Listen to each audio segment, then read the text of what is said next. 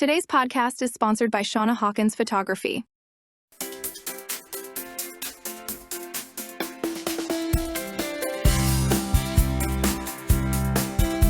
Welcome to the Mental Health Raw and Open podcast with your host, Jody Betty.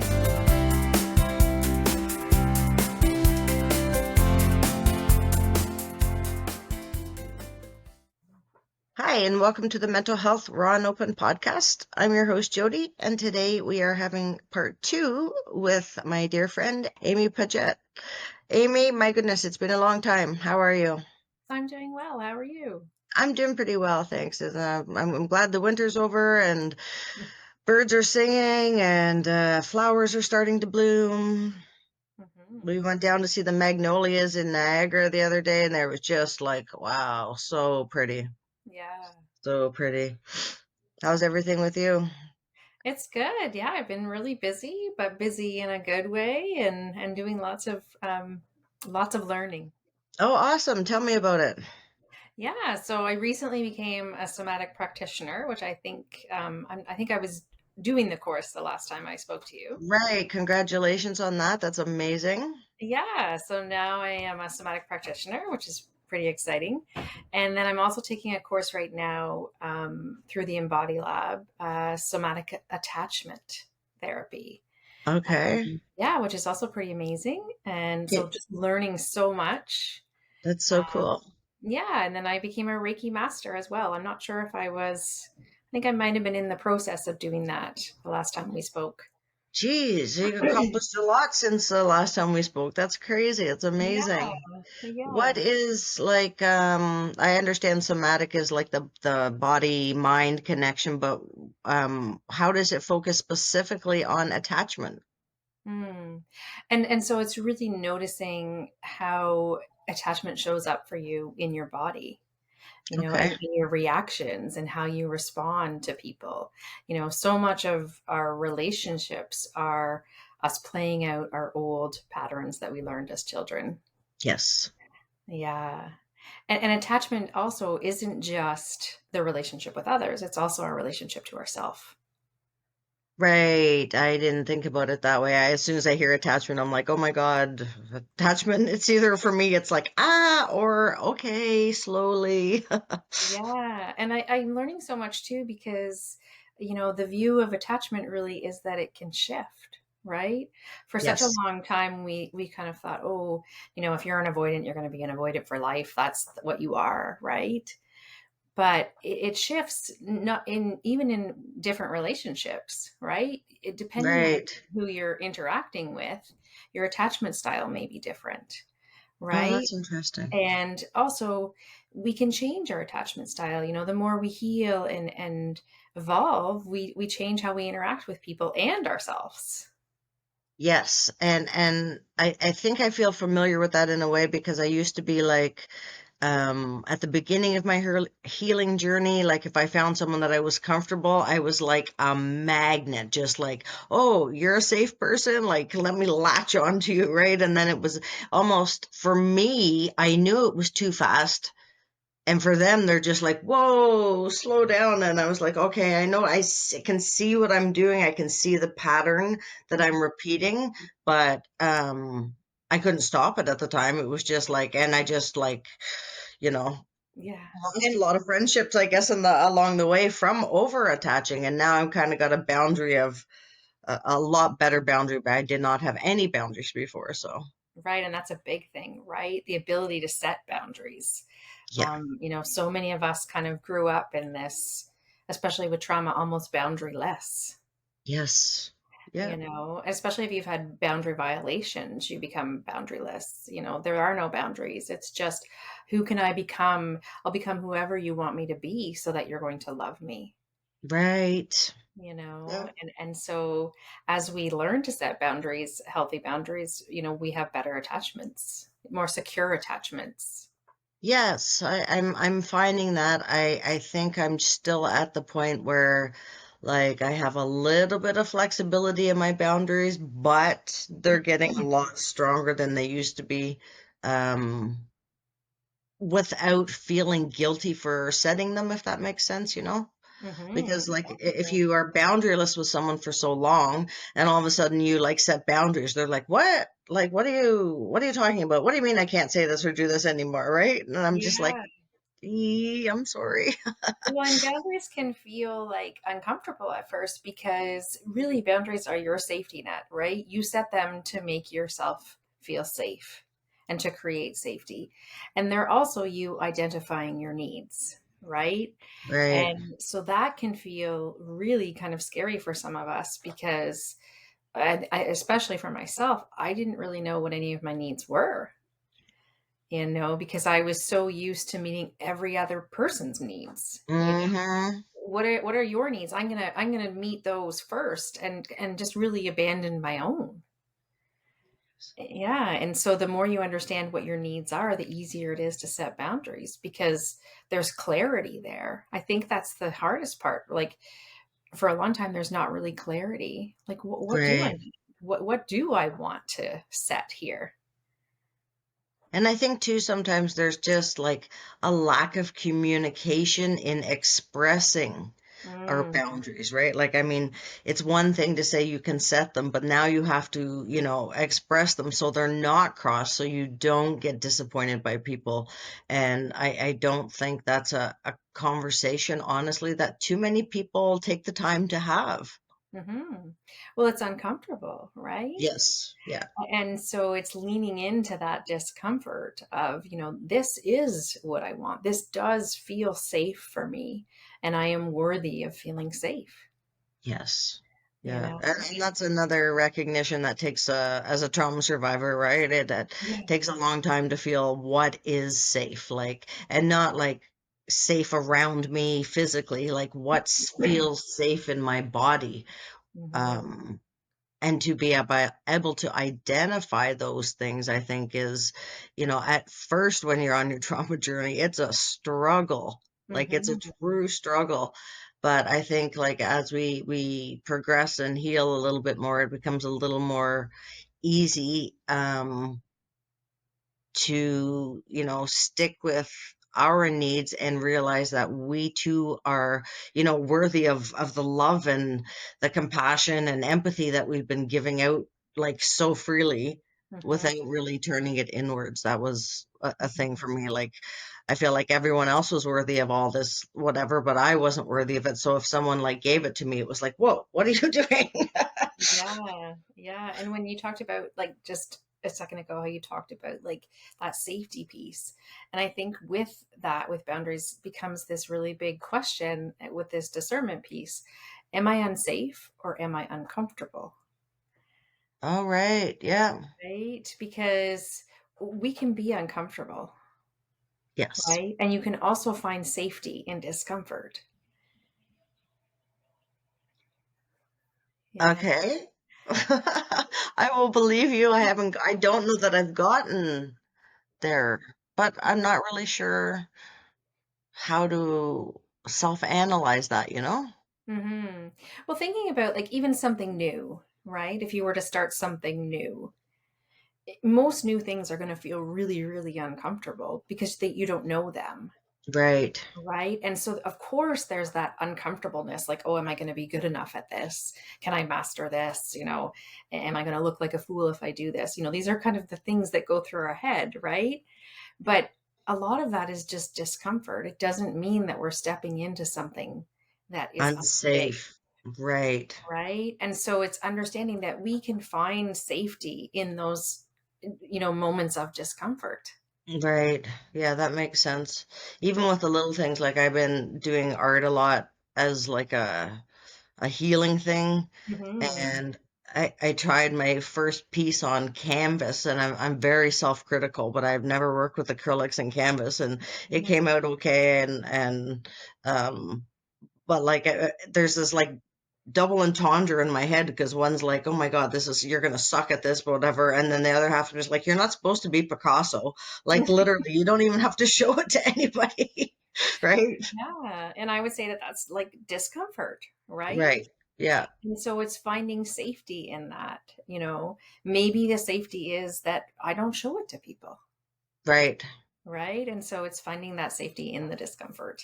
Right. And then for me, it's also like pushing myself out of my comfort, not just discomfort, right? Hmm. Because it's comfortable for me to do my art on paper with markers, but using a whole new medium and everything, I was just like, I don't know. But then Yeah. I'm like, well, what's the worst that can happen, right? Like, 'cause it looks like a 4-year-old painted it, and that's that.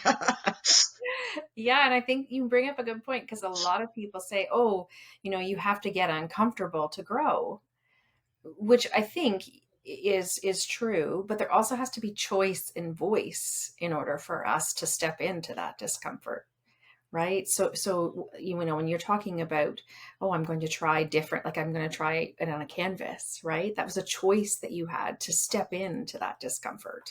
Right, right. Yeah, that makes sense. That makes sense. And then actively following through on it because I can make a Mhm. lot of mental decisions. It's not, Yeah, yeah. So it's slowly just, and I think the thing is slowly building on that safety, right? We never want to do too much too soon right. because that is going to overwhelm our nervous system, and then we're going to see that as a threat, right? And so, with anything, it's just, taking your time, slowing it down. And I love that you talked about creativity because I think creativity is an excellent way to tap in to, yourself and knowing yourself, and a way to recover. Yes, and for me too, it really helps me like focus and clear my mind because I find like I got the 9 trains going and 17 tracks and what's going on, there's no conductors.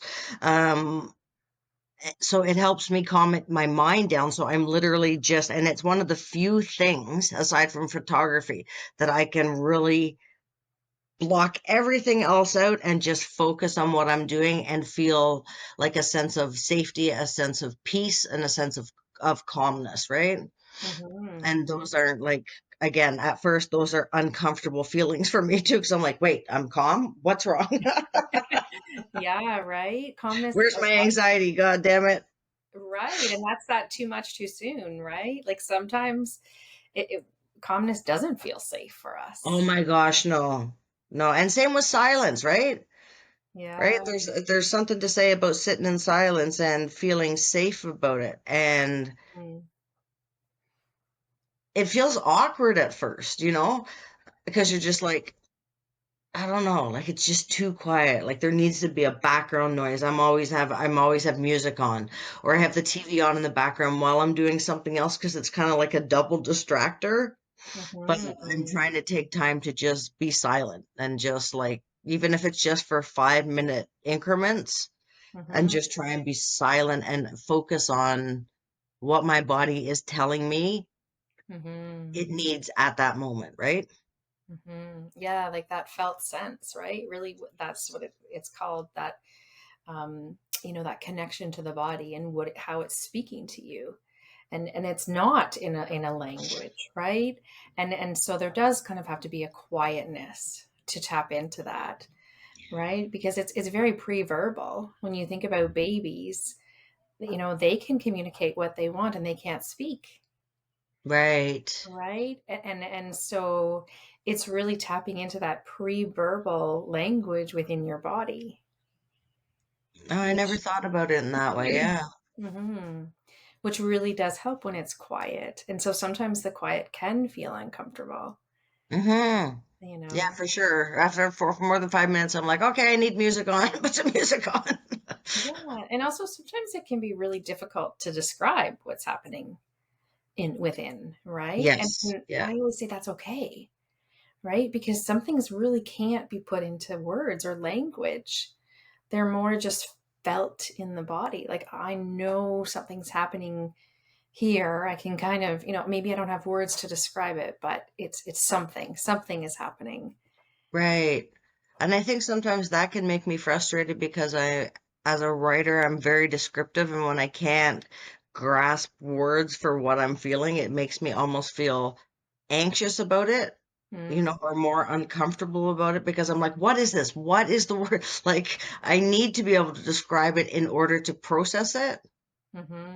Yeah. Because that's just the way my mind works, right? Yeah. And I would just encourage you to sit with it just a little bit longer. I'll go for 6 minutes. Yeah.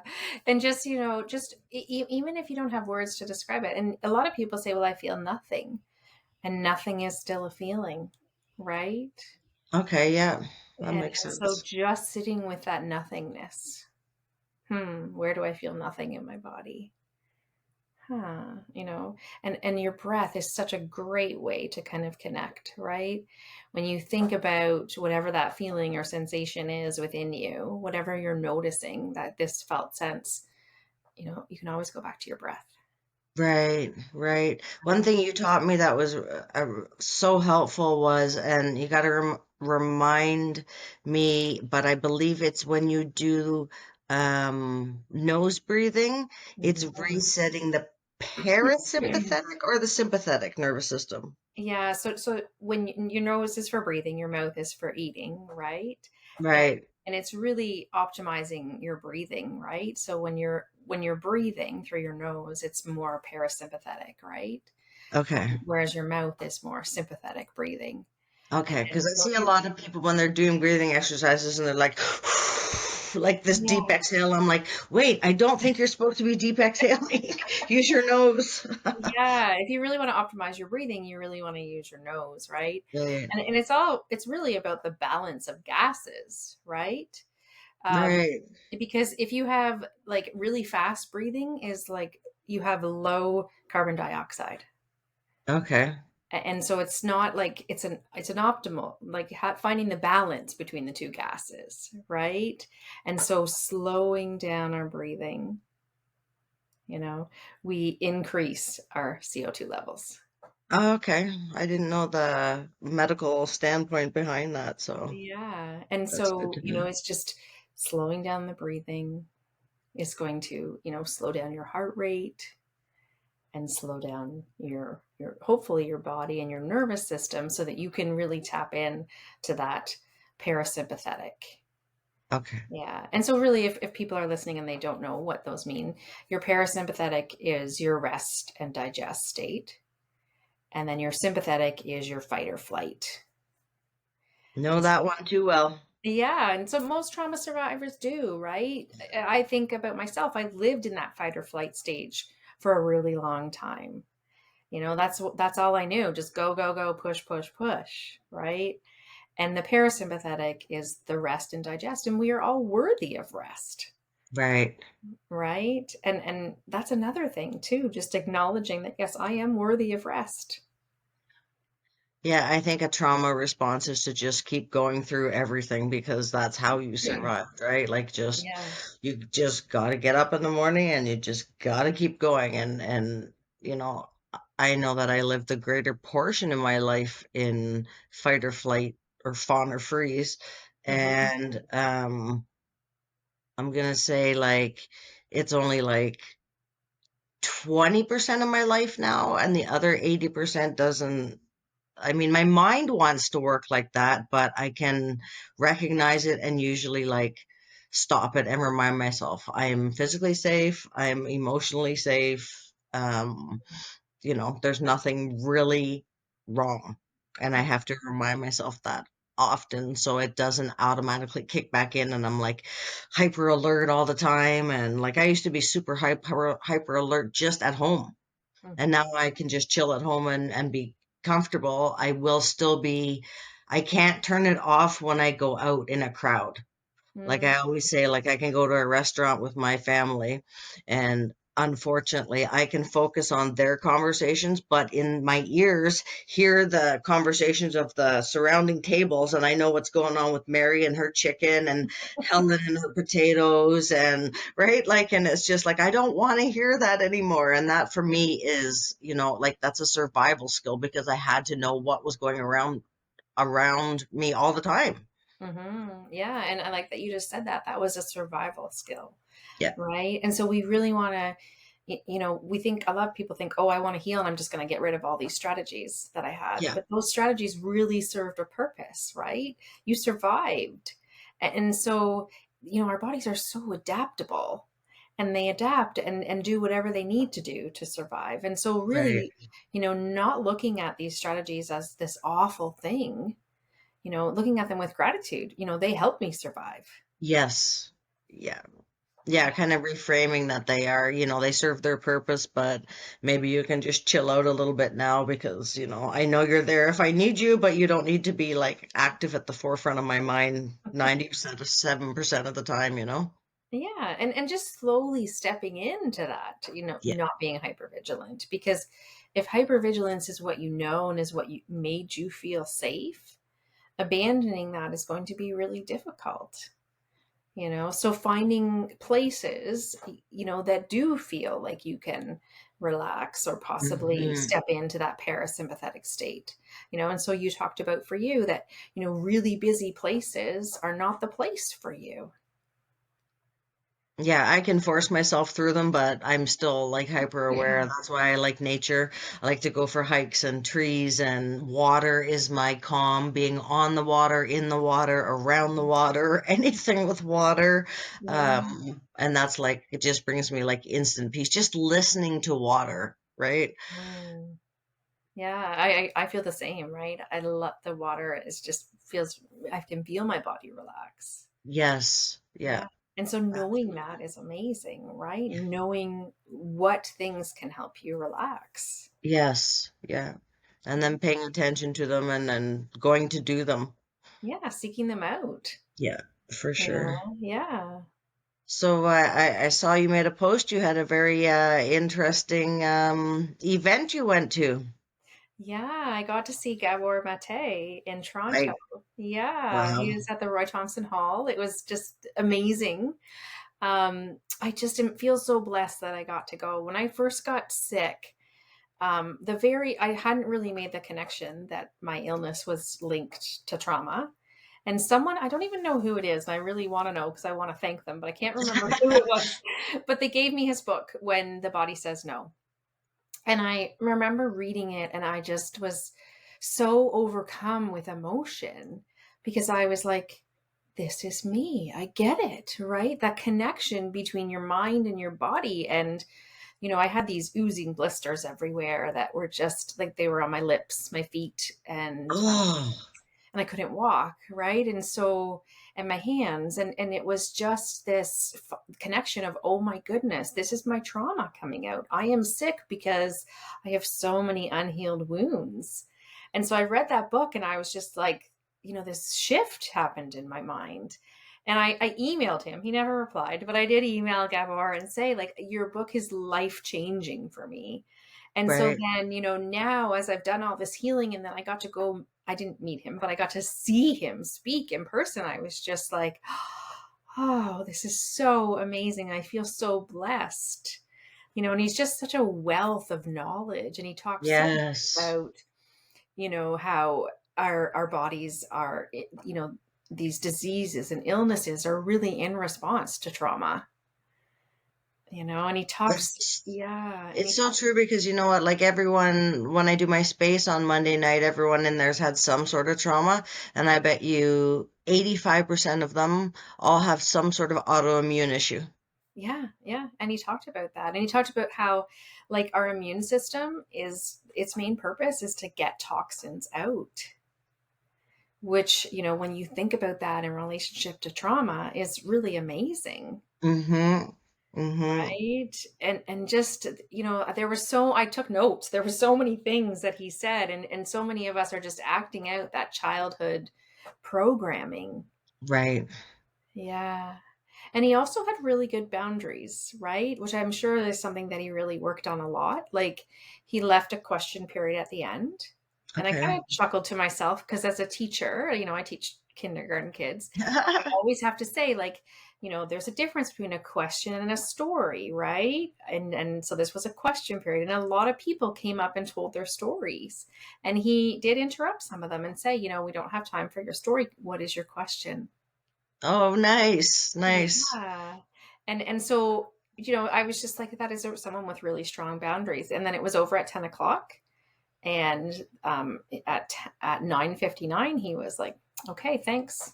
And that was it. So, really honoring the boundary of time as well. Right. Yeah.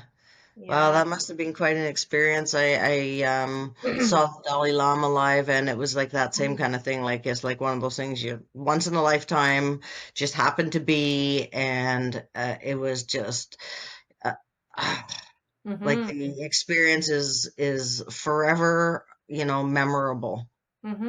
Yeah, just so many amazing takeaways, right? And I feel like I keep thinking about things that he said, and I'm like, oh yeah. He talked a lot Right. about leaders, um, and how so many people in leadership roles get there because they have this feeling within them of not being worthy enough. He talked about him like he became a doctor because doctors are so respected, right? And Okay. this feeling of so many leaders are in these positions of power and prestige because a lot of it is driven by their wounds, right? Of I'm going to prove that I am enough, I'm going to prove that I am worthy. Oh, yeah, I didn't even think about it like that. hmm Yeah. And so it's really just, he talked about really just making that conscious, am I pursuing, these things because I want to learn, or I want what is the drive behind them? And is the drive an old wound? Right. Right. And it really made me reflect about myself because I look at my wall in my office and there's so many degrees up there and certificates, and it's like, have I done that a little bit? And yeah, I think I have, right? And so just, and I think that that's also part of healing, is having the ability to self-reflect, Right. and Right. And figure out where question. your motivation, what's driving you, what is Yeah. actually driving you. Yeah. And so I think, now the stuff that I'm really learning about is stuff that I'm so passionately interested in, like the I love attachment it. and breath work. Yes, I'm so interested in it, but I'm sure there is still that little girl within me that doesn't quite feel worthy enough, Right. you Right. know? And Yeah. so acknowledging that those two things can coexist. Yes. Yeah. hmm That's amazing. I would have loved to have seen him. I have not read the book that you mentioned, but I read another one a long time ago, and I was like, and I read Peter Levine, Mm. uh Waking the Tiger or something, I think it Yeah, was yeah. called. And that was the first book that I read, and I was like, what? Like, wow. And why hasn't medical science and every doctor read this book? hmm Right? Like, why have they like somehow detached in medicine the head from the body, right? That, well, there's nothing wrong with your body, so there can't be anything wrong. Well, wait a second. What are you saying? Yeah, yeah. And Peter Levine was a teacher in the somatic attachment course. Like, and so was Gabor Mate. So I had a session. So Peter Levine led a session, and I was just like, oh my goodness, I am learning from such amazing people with so much. Like, they're just a wealth of wisdom. Yeah, they've got to be like the most renowned trauma specialists in the world. Yeah, and just I connect so much with their perspective, right? You know, um, Peter Levine talked too a lot about like the spiritual connection. Right. And as humans, we are so complex. We're not, a lot of doctors, you just go to them and they look at the body and that's it. Oh, what's happening in the body? That's it. Yes. And Gabor asked that in his talk. How many of you who are sick with an autoimmune disorder or any kind of illness, how many of you had a doctor that asked you about past trauma, that asked you about your current relationships? You know? Never. Yeah, And and I've just had my family doctor for years and decades, and I have a lot. Like, I mean, I have like a mystery autoimmune disease where my legs will get pitted edema of the lower part of my legs. I went through every test in the history of mankind. I got Doppler tests to make sure I didn't have blood clots and everything else. And I went to this clinic for 2 years. They poked and prodded me.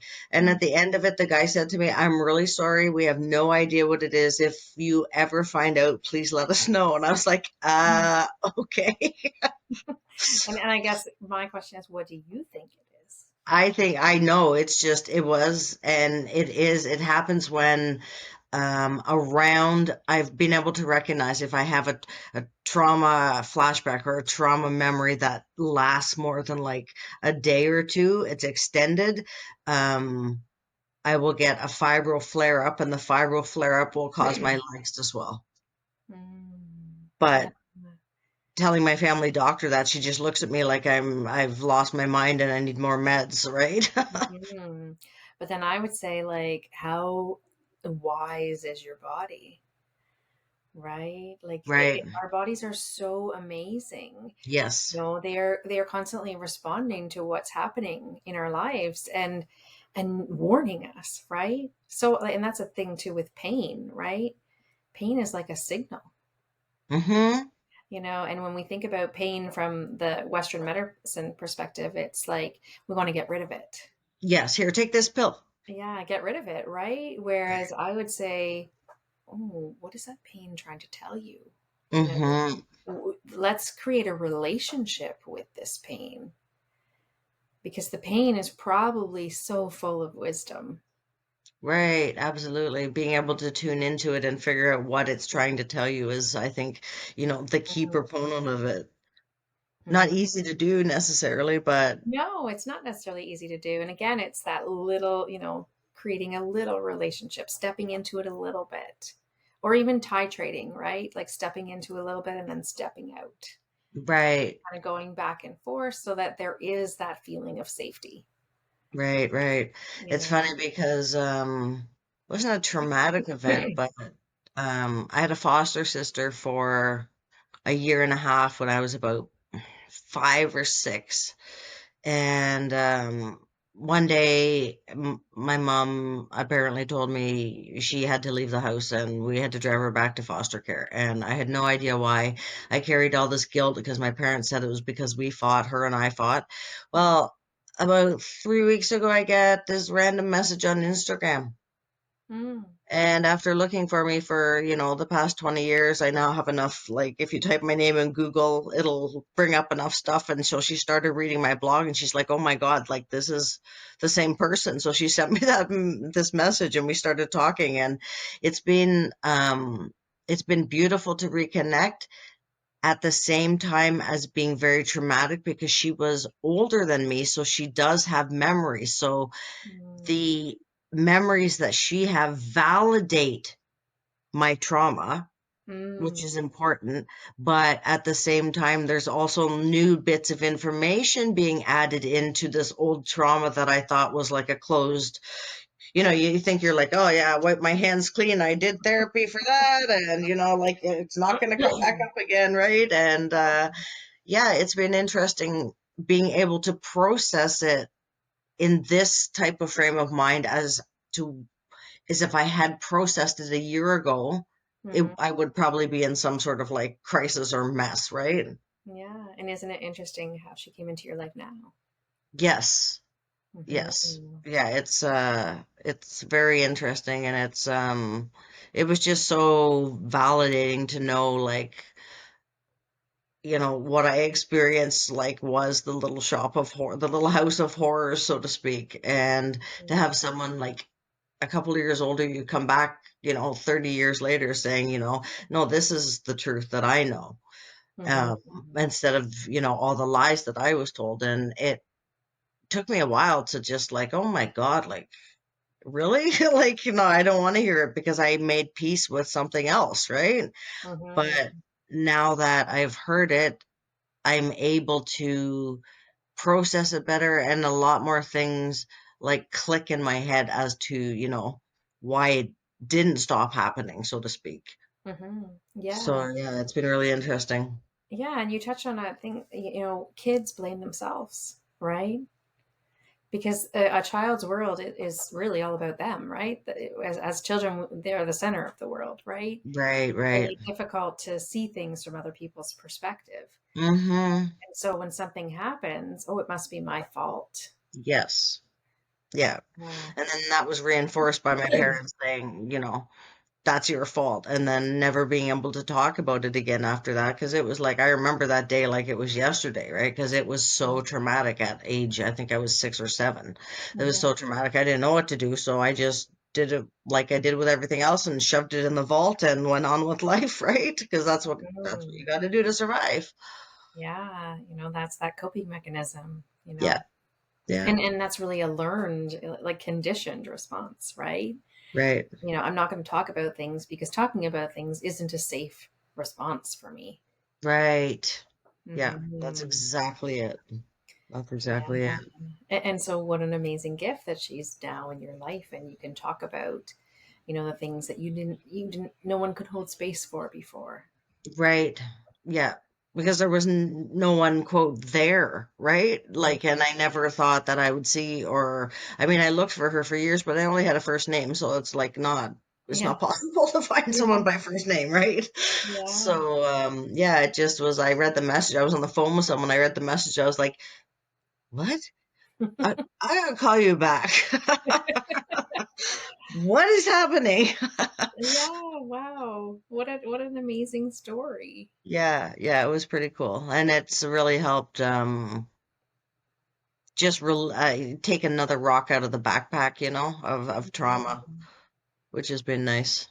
I like that metaphor, like take another rock out of the backpack, right? Because Well, yeah, I felt like those little kids. I see them with these big giant backpacks on at school, and they look like grade one. They look like they're gonna fall over backwards, and they can hardly walk. And I felt like I was like that, like turtling it on my back with my hands and feet in the air, and too heavy for me to even stand up with, you know? yeah, trauma feels really heavy. Yeah.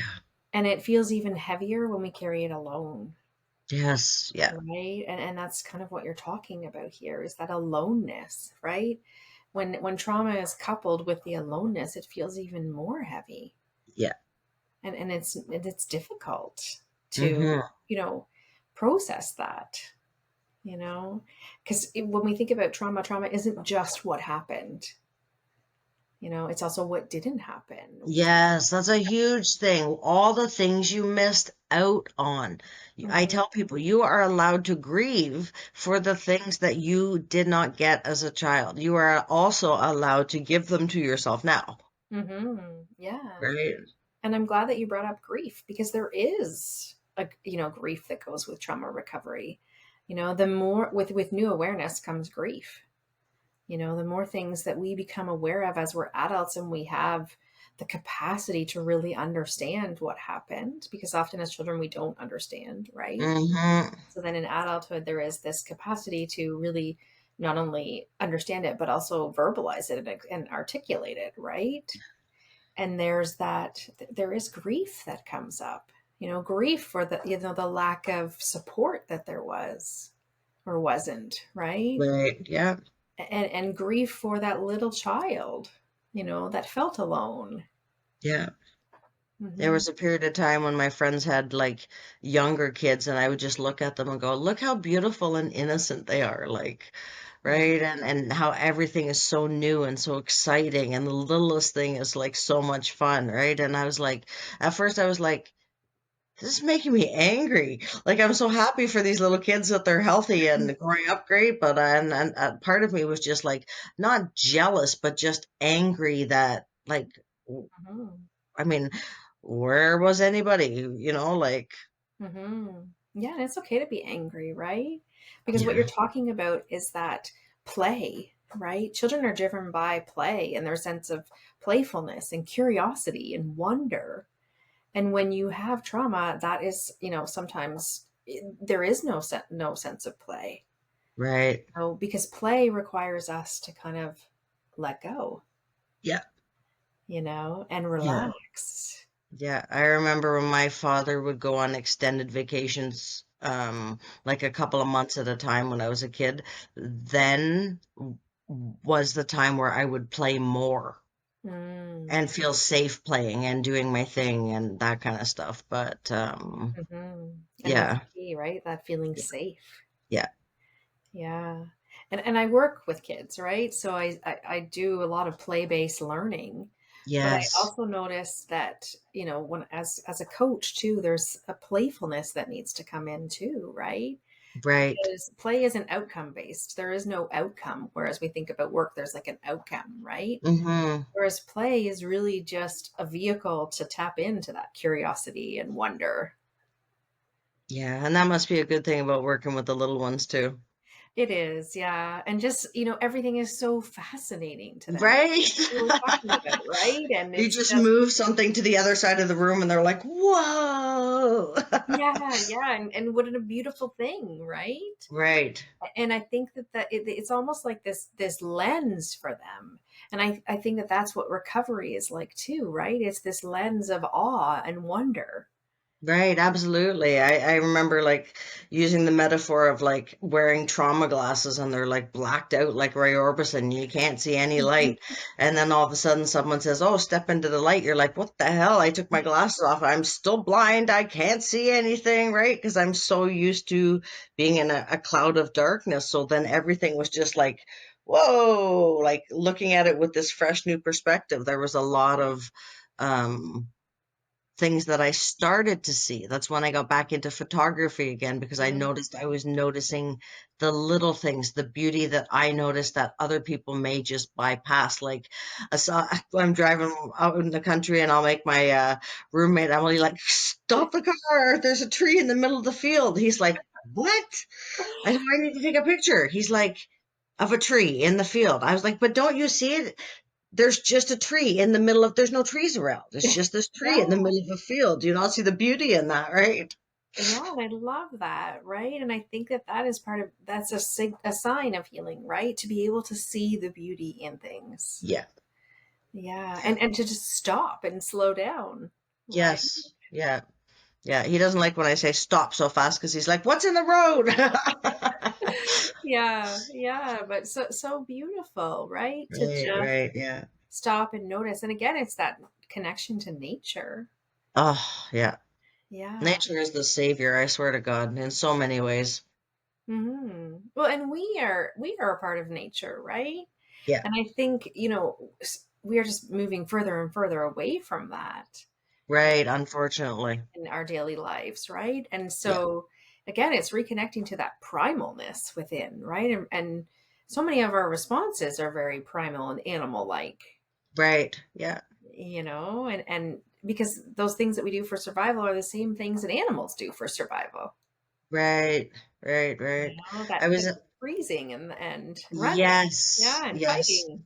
Yeah. Have you ever seen those fainting goats? I haven't seen them in person, but I've seen them online. Oh my God, like that is the best like response ever. Like that is the perfect fight or flight, like example of fight or flight. I saw one going down the slide and then he just like died. And then Yeah. a minute later he's like awake and up and running around and playing again. But I was like, see, that's how fight or flight is supposed to work, right? It works for when you are afraid, but it's not supposed to run constantly for, 30 years. Mm-hmm. Well, animals are able to, mobilize that within their body. They are able to kind of shift it and move it. Right, Whereas for us, it gets stuck. right. Yeah. And I think a lot of that has to do with, up here Yes, and trying to put language to it and trying to understand it. right, Right? Whereas right. animals just respond to their instincts and Right. just they're not trying to think about it. They're just trying Yeah, to move. exactly. They're like, "Oh, I'm safe now. I can get up." Yeah, right. And Yeah. and so that's really, somatically connecting back to that primalness within Right. and not trying to explain it, just, oh yeah, this is what's going on. And really looking at things without shame or judgment, right? Right. Yeah. Because those things want to come in and just kind of, that playfulness and that, curiosity and wonder. Shame is a hard one, eh? Yeah, it It is. was nice Yeah. to get rid of. I carried a lot of shame for a lot of things that were not my fault, and when I was able to, I don't like to say lay blame, but lay the responsibility on who it belonged to. It Hmm. was so freeing. Yeah. Right? Because no longer I'm like, "Oh, what do I have to be? I didn't do anything wrong. What am I carrying all this shame and blame for these grown adults who couldn't control themselves and their disgusting behaviors?" Like, no, it's not my shame to carry anymore. So putting it down was like another huge step in healing. Yeah. And Gabor talked a lot about that too, shame. And he talked about, how a lot of parents say you should be so ashamed of yourself. And, that's not really something we should say to children. No. Right. And In hindsight. Yeah. And shame essentially is the belief that, I'm bad. Yeah. Like there's the difference between shame and guilt. Guilt is, I did a bad thing. And Right. shame is I am bad. And it's interesting because he talked to about like, how do you shame a baby? Because you can shame a baby. And the way you shame a baby is for them to look at you and act like you don't see them. And so shame is that not being seen. Right. And I felt like that my whole life, like since my day of existence, since my first memory, just Mhm. invisible. Yeah, yeah. I'm bad. I'm not good enough. Yeah. And Yeah. that's never a belief that we want to give our children, No, you no, know. absolutely not. But shame is also such a driving force for so many people. Again, I'm going to prove my worthiness. Right. Yeah, it's the shame is still there, kind of running the show. Yeah, Yeah. absolutely. And as you said, really giving it back. Yeah. As kids, we internalize it's my fault, it's me, when it was not. It was the other adults who really knew better, Mm-hmm. right? And Yeah. so recognizing that, yeah, it's not mine to carry. Yeah. And it goes back to that backpack, right? Like Right. Yeah. shame is heavy. Yes. It's Yeah. a big thing to carry around, and it Yeah. it really affects so many of our choices. Absolutely. Or in our actions, our behaviors, or so many things. And I think when I first started, I was just expecting to just like pretty strong, I'll just whip out a rock here and there. And before you know it, I won't have a backpack. But I really learned that I have to take the little chisel that the guy had in Shawshank to chip through the wall, to Yeah. chip at my rocks, to make them smaller pieces so they're manageable, that I can actually put them down Hmm. and not feel the need to put them back together into a whole rock again and throw them back in my backpack. Yeah. And I think naming shame too, right? Like shame still comes up for me. And it's saying, oh, you know what? Shame is here. Right, I wonder why it's here. I wonder what it's trying to tell me, and just noticing where it is in my body and what's happening. And just, taking a minute to be with it. right, We really right, want to push it away and push it away. And then that kind of brings more shame. right. Yeah. Yeah, And so it's absolutely. that acknowledgement of it, Yeah, and even with, in relationships, acknowledging that shame is coming up. When yeah, we name things, they're less powerful. right, absolutely. I remember we did that anxiety exercise. We walked through that. What is anxiety in my head? And then what does it look like at the dinner table? And I was like, oh, wait a second. It's not a big black scary figure. It's actually my inner child. Yeah. Yeah. Right. Yeah. So that reframe, right? Right. And so important because I had never looked at it that way, and that really helped me like think about it in a different, totally different perspective, Hmm. right? To kind of get down to the root of what it actually is instead of thinking, ah, I'm anxious. You're like, well, what are you even anxious about? I don't know. I'm just anxious. Hmm. Yeah. And creating a relationship with it, Yes. right? Like that's a big thing. Instead of Yeah. pushing it away, let's invite it in. Yeah. Like we did. We invited it to the table. Right. Right. You know, Yeah. and oh, I wonder what you're here for. Right. Again, that Right. curiosity and wonder. Yes, I found for me changing a perspective to curiosity over fear of everything was really helpful too, because I would be like, oh, I can't do that. I'm going to be bad at it. And then I'm like, okay, curiosity is like, well, I wonder what happens if I do it, and what's the worst thing that can happen if I do it. And then I throw both scenarios out, and usually the worst case scenario isn't any sort of life threatening or life altering anything. So then I'm like, oh, that's okay to go for it then, right? Yeah, and that's called fear setting, right? When you have a fear and you really think, okay, this is my fear. What is the worst case scenario? Because then you're prepared for what could be the worst case scenario, right? Right. But then it's also, this is the worst case scenario, but what are the other scenarios? Right. Right. Yeah, I used to be just the one scenario. Yeah. And so just kind of opening up the possibilities. And again, it's that relationship with fear. Okay, I'm afraid. because this is the worst possible thing that could happen, but what are the Right. other outcomes too? Exactly. And how can I set Exactly. myself up for success? Yeah, What are the absolutely. things that I need to feel safe in this fear? Right, right. I feel Hmm. like you taking all these courses has probably been, wonderful for your own healing, right? Because you're just like Definitely. a wealth of information that you're absorbing, but you're not just absorbing it, you're also sharing it. Right. And that's what I loved about the Embody Lab is that part of my somatic practitioner course was I had to do my own work. I had to work with a somatic practitioner Okay. and do sessions, right? And you're right. Like when you learn these things, especially attachment too, like some of my attachment wounds are showing up, Right. right? And same with when I took the somatic practitioner course, a lot of my things were showing up, and so there's a chance to work through those. And I think any platform that allows you to do your work too is a good one, Right. because Absolutely. the more we learn, the more the things are going to come up. It's like the onion. There's more layers, there's I more know. I don't actually believe there's a middle to an onion. I think, right? I think it's a lifelong journey, right? Yeah. Yeah. I really don't believe that healing is like this final destination. And I would not say that, yes, I'm healed. You know, Right. there's always new learning. And I think, especially for parents, like, our kids are our sirens. They show us where we need to do the work. And I Right. know that my kids are like that, right? Yeah. As I parent them, there's like, oh, these are things that are coming up for me. These are old wounds. And do I want to pass these on to my kids? Right.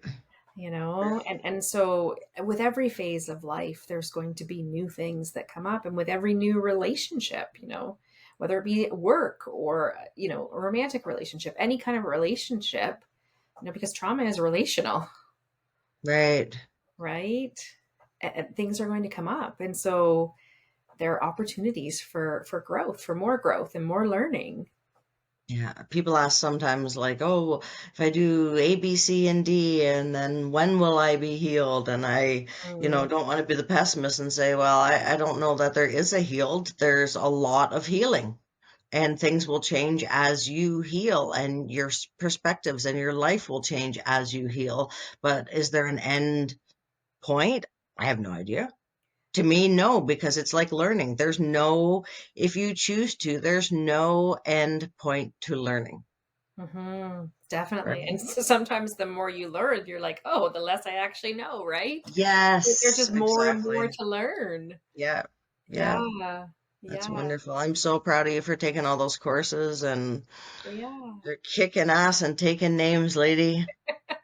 Oh, well, thank you. And I think, I am learning so much, and I'm learning so much about myself, which Right. I think is amazing. And then I feel like that knowledge, as you said, I can share with others. Well, yeah, I mean, I've been to a ton of therapists, and the only one that I've ever really connected with had trauma that she had worked through. Hmm. She wasn't just like a therapist because she wants to make X amount of dollars reading textbooks of things that have been said 500 years ago, right? Hmm. Um, and to me, I think that's why I make the effort to help where I can, is because I feel like I have all this knowledge and all this experience, and what is the like, why not share it, right? If it can help change someone's day, someone's life, someone's attitude or perspective, then I feel like it's almost a responsibility. I have this knowledge, it needs to be put out there so maybe someone else doesn't have to experience the same things or feelings that I went through, right? Maybe Yeah. they can have better coping mechanisms sooner. Yeah. And just, talking about your experience also makes people feel less alone, Right, right? And provides that sense of community and connection, right. and Yeah, a lot of people say the experts in trauma are the people that have recovered from it, done the recovery work, you know. yeah. And I firm believer in that, honestly. Hmm. Because it's you can only learn so much from a book. If you can't relate it personally, to me, there's always a little bit of a disconnect because, to be quite honest, I can read the same books as every therapist out there, and I can absorb the same information. I just don't have, 18 letters behind my name to prove it, right? But factually, that can be done, and I can understand where you're coming from a book perspective, from an educational perspective. But when I want a therapist, I need to be able to have that. You do understand me, right? Like, it's not just like because Freud said this, right? Like, you understand what I'm saying. Yeah, and it's that empathy and that Yeah. connection, right? And feeling seen and heard. And sometimes it's easier to be seen and heard by someone who has walked the path. Yes, absolutely. Yeah. Absolutely. Well, I won't keep you much longer. I know you got another course to take, or another class for your course, so that's so awesome. We'll have to do part 3, and you'll have 3 more degrees, and I can learn more about everything. Yeah, it was so lovely to spend time with you, Jody. Yeah, you too. It's good to see you. I'm glad you're doing well, and I'm glad life is going well, and just keep going, man, because you're a wealth of knowledge. You're going to be Amy Pagett. They're like Gabor Mate, just going around passing out information on healing to the world. It's a beautiful gift. Oh, well, thanks, Jody. You're so welcome, my dear. We will catch up soon. Yes. And thank you for your time. Appreciate it. Yeah, thanks for having me. Always, always. We'll talk soon. Okay. Okay. Bye, honey. Bye. Thank you for listening to the Mental Health Raw and Open podcast with your host, Jody Betty. Our sponsor for this episode is Shauna Hawkins Photography. With a variety of prints and keepsakes to suit any decor, you're guaranteed to find the perfect piece for your space. Visit shaunahawkins.smugmug.com and make your neighbors jealous today. If you enjoyed today's show, please give it a like and don't forget to smash that subscribe button. And if you appreciate the work I do, why not buy me a coffee? Details in the show notes. Today's episode was recorded and edited by Dorian Kent and produced by Jody Betty and Dorian Kent. This has been a Raw and Open production.